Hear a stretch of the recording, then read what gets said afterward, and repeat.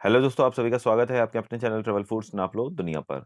दोस्तों, आज हम आपको भारत के सबसे चर्चित विंटर डेस्टिनेशन में से एक यानी हम आपको आज उत्तराखंड के जोशीमठ में स्थित औली ले जाने वाले हैं। दोस्तों, औली दोस्तों शीत ऋतु में बिल्कुल सफेद बर्फ की चादर से ढक जाता है और बिल्कुल ये एक स्वर्ग नजर आता है ट्रेवलर्स के लिए। चलिए दोस्तों, आप अब आपको बताते हैं कि आप यहाँ पर कैसे आए, कहाँ रुकेंगे, यात्रा में कुल कितना खर्च आता है, साथ ही यहाँ आने के लिए आपको बजट वाला साधन कहाँ से मिलेगा और सबसे जरूरी बात की औली में स्थित जो एशिया के सबसे बड़ा रोपवे है उसकी बुकिंग आप कैसे कर सकते हैं व कैसे इससे यात्रा कर सकते हैं। इसलिए दोस्तों ये वीडियो आपके लिए बहुत ही उपयोगी होने वाला है। बस आप हमारे साथ बने रहें और देखें हमारा ये छोटा सा पूरा वीडियो। चलिए दोस्तों, अब बात करें कि औली को एक्सप्लोर करने के लिए सबसे बेस्ट सीजन कौन सा रहेगा, तो आपको बता दें कि औली को एक्सप्लोर करने के लिए नवंबर से मार्च के बीच आप यहाँ पहुँच सकते हैं। इस दौरान ये पूरी तरह से विंटर वंडरलैंड में तब्दील हो जाता है।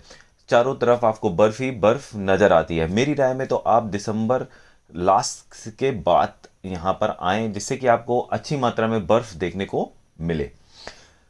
चलिए दोस्तों, अब इसके बाद बात करते हैं कि आप यहाँ पर कैसे पहुंचेंगे। ओली आप कैसे पहुंच सकते हैं आसानी से बजट में। चलिए दोस्तों, सबसे पहले बात करते हैं ट्रेन की। तो यहाँ आने के लिए आप उत्तराखंड में स्थित हरिद्वार, ऋषिकेश या देहरादून रेलवे स्टेशन में से किसी भी रेलवे स्टेशन पहुंच सकते हैं। लेकिन आपको बता दें कि भारत के सभी प्रदेशों से ज्यादातर ट्रेनें देहरादून या हरिद्वार रेलवे स्टेशन पहुंचती हैं। दोस्तों, आपको बता दें कि औली पहुंचने के लिए इन तीनों स्टेशन से आप वाया रोड टैक्सी बुक करके सीधे औली पहुंच सकते हैं।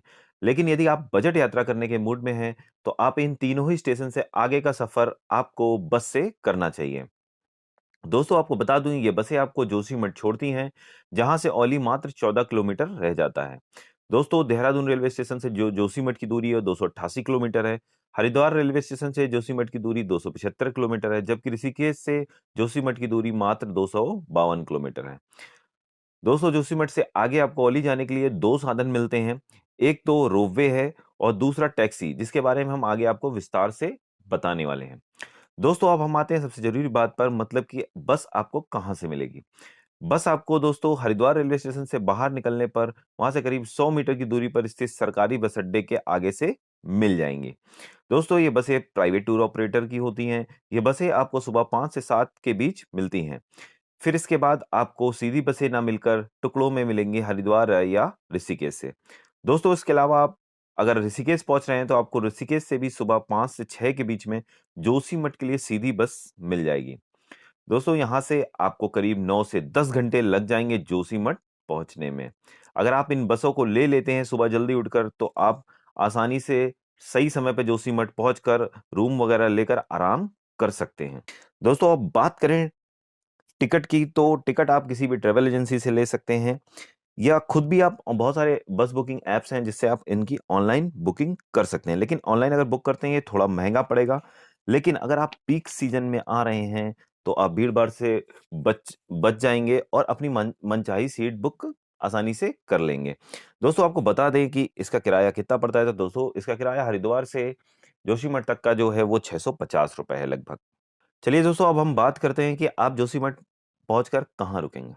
दोस्तों, मैं जोशीमठ रुकने के लिए इसलिए आपको बोल रहा हूँ कि ये बजट ट्रिप के लिए बहुत ही अच्छा रहेगा, क्योंकि दोस्तों औली में बहुत ही कम रिजॉर्ट हैं और उन वो थोड़े से महंगे भी हैं। अगर आप बजट यात्रा में पड़ करना चाह रहे हैं तो फिर वो आपको बहुत महंगे पड़ेंगे। इसलिए दोस्तों, आप जोशीमठ में आपको होटल जो है वो 500 से ₹1000 के बीच में मिल जाएंगे। और आपको बता दें, ₹1000 का जो रूम वगैरह होगा उसमें गीज़र-वीज़र की भी सुविधा मिलती है। और यदि आप लोग ग्रुप में आ रहे हैं तो ये रूम आपको और भी सस्ते पड़ सकते हैं। दोस्तों, यहाँ जोशीमठ में गेस्ट हाउस और होम स्टे भी मिल जाता है, जिनका किराया होटलों से थोड़ा-सा कम होता है। यहाँ खाना आप होटल में भी खा सकते हैं। दोस्तों, अगर बात करें खाने की तो आप यहाँ पर अपने जिस होटल में रुके हैं वहाँ भी खाना खा सकते हैं या फिर यहाँ निकल के आप ढाबे या रेस्टोरेंट में भी आपको मिल जाएँगे। ज़्यादा तो नहीं है, लेकिन आपको जोशीमठ एक ठीक-ठाक बाज़ार है, जहाँ पर आपको खाने के रेस्टोरेंट और स्ट्रीट फूड्स वगैरह मिल जाएगा। चलिए दोस्तों, अब बात करते हैं कि जोशीमठ से अपने औली तक के सफ़र की। दोस्तों, जोशीमठ से औली जाने के लिए 2 साधन उपलब्ध हैं। पहला, आप टैक्सी से जा सकते हैं और दूसरा है जो सबसे रोमांचक है यहाँ का, वो है रोपवे। दोस्तों, जो भी औली आता है वो एक बार रोपवे की यात्रा ज़रूर करना चाहता है, क्योंकि इससे औली का जो व्यू देखने को मिलता है वो बिल्कुल ही अलग है और रोमांचक है।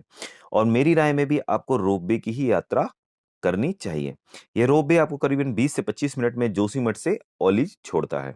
दोस्तों एक ज़रूरी बात आपको बता दूँ, यदि आप सर्दियों में दिसंबर से मार्च के बीच आ रहे हैं तो जोशीमठ से औली तक का जो सफ़र है वो आप सिर्फ रोपवे से ही कर पाएँगे, क्योंकि ज़्यादा बर्फबारी वगैरह के कारण जो रास्ता है वो बंद हो जाता है।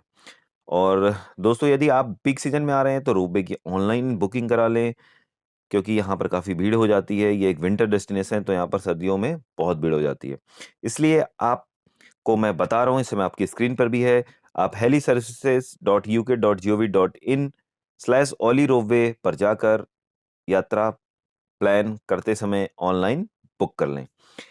दोस्तों आपको बता दें, ओली रोपवे का जो टिकट है वो 1000 रुपये प्रति व्यक्ति पड़ता है, जिसमें आना जाना दोनों होता है। दोस्तों ओली में चेयर लिफ्ट राइड के मजे भी लेना आप बिल्कुल ना भूलें। इसकी भी बुकिंग आप यहीं से कर सकते हैं, जिसका किराया 500 रुपये प्रति व्यक्ति लगता है। चलिए दोस्तों अब बात करते हैं कि आप ओली में आपके करने के लिए क्या-क्या है, कौन-कौन से स्पोर्ट्स हैं, ओली किस लिए फेमस है। दोस्तों आपको बता दूं, आपको कई तरह के स्नो स्पोर्ट्स जैसे skiing, cable car, snow ride वगैरह की सवारी आप यहाँ कर सकते हैं। आपको पता ही होगा कि ओली स्कीइंग के लिए पूरी दुनिया में जाना जाता है। यहाँ पर स्कीइंग की चैंपियनशिप वगैरह भी होती रहती है। दोस्तों यहाँ पर आपको 1-2 दुकानें वगैरह भी मिल जाएँगी ओली में ऊपर, जहाँ पर आप मैगी, चाय वगैरह नाश्ता कर सकते हैं। लेकिन आपको बता दूँ, यदि आप ओली में ठहरने का प्लान बना रहे हैं, यहाँ पे रिज़ॉर्ट हैं जैसा कि मैंने पहले ही बताया कि बहुत कम है, लेकिन वो बजट रिज़ॉर्ट्स नहीं हैं, वो काफ़ी महँगे पड़ते हैं। इसलिए मेरी राय में यदि आप बजट यात्रा करना चाहते हैं तो आप यहाँ पर 3 से 4 घंटे अच्छे से एन्जॉय करें, जिसमें कि आप ओली को अच्छे से एक्सप्लोर कर सकते हैं 3 से 4 घंटे में, और फिर आप वापस जोशीमठ पहुंचकर वहीं पर रुके। दोस्तों जोशीमठ में भी घूमने के लिए काफ़ी कुछ है। यहाँ पर भी आप थोड़ा समय देकर इसको एक्सप्लोर कर सकते हैं। यहाँ पर कई धार्मिक और दर्शनीय स्थल हैं, जैसे नरसिंह मंदिर है, कल्प वृक्ष है आदि, जिसे आप आसानी से वॉक करते हुए घूम सकते हैं। चलिए दोस्तों अब सबसे आते हैं मेन टॉपिक पे, कि बजट और समय की।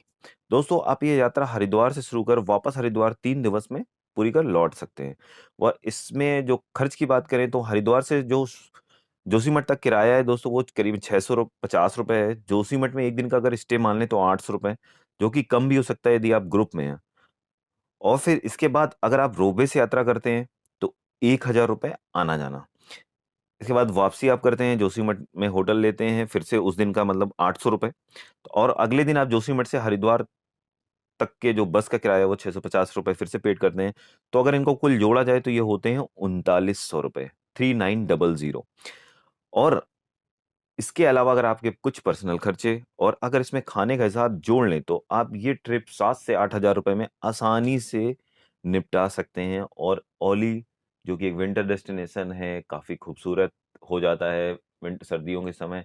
आप इसको एक अच्छे से एक्सप्लोर कर सकते हैं, साथ में जोशीमठ को भी थोड़ा सा समय दे सकते हैं।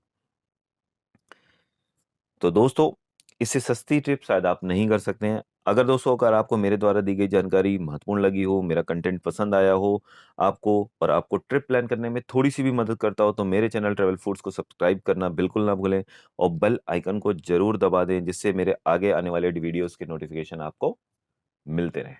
इसी के साथ जय हिंद, जय भारत।